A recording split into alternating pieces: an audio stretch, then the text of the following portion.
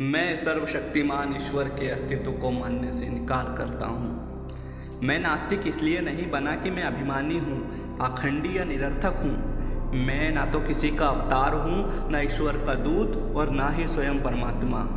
मैं अपना जीवन एक मकसद के लिए न्यौछावर करने जा रहा हूँ और इससे बड़ा आश्वासन भला क्या हो सकता है। ईश्वर में विश्वास रखने वाला एक हिंदू पुनर्जन्म में एक राजा बनने की आशा कर सकता है। एक मुसलमान या एक ईसाई को स्वर्ग में भोग विलास पाने की इच्छा हो सकती है। उसे अपने कष्ट और कुर्बानियों के बदले पुरस्कृत होने की कामना हो सकती है। लेकिन मुझे क्या आशा करनी चाहिए? मैं जानता हूँ कि जिस पर रस्सी का फंदा मेरे गले में लगेगा और मेरे पैरों के नीचे से तख्ता हटेगा, वो मेरा अंतिम क्षण होगा। किसी स्वार्थ भावना के बिना, यहाँ या यहाँ के बाद किसी पुरस्कार की इच्छा किए बिना मैंने अनासक्त भाव से अपने जीवन को आज़ादी के नाम कर दिया है।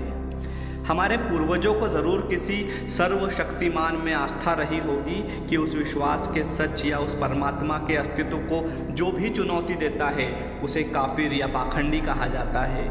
चाहे उस व्यक्ति के तर्क इतने मजबूत क्यों ना हो कि उन्हें झुठलाना नामुमकिन हो, या उसकी आत्मा इतनी सशक्त क्यों ना हो कि उसे ईश्वर के प्रकोप का भय दिखाकर भी झुकाया नहीं जा सकता, और इसलिए ऐसे व्यक्ति को अभिमानी कहकर उसकी निंदा की जाती है। मैं घमंड की वजह से नास्तिक नहीं बना। ईश्वर पर मेरे अविश्वास ने आज सभी परिस्थितियों को मेरे प्रतिकूल बना दिया है, और ये स्थिति और भी ज़्यादा बिगड़ सकती है।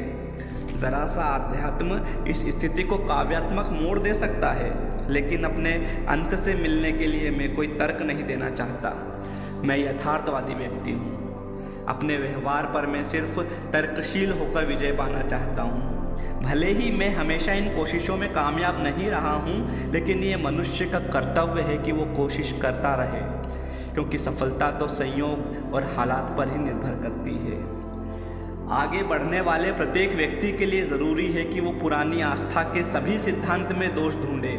उसे एक एक कर पुरानी मान्यताओं को चुनौती देनी चाहिए और सभी बारीकियों को परखना और समझना चाहिए।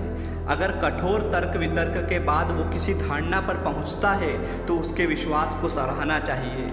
उसके तर्क को गलत या झूठा भी समझा जा सकता है, पर संभव है कि उसे सही ठहराया जाएगा, क्योंकि तर्क ही जीवन का मार्गदर्शन है।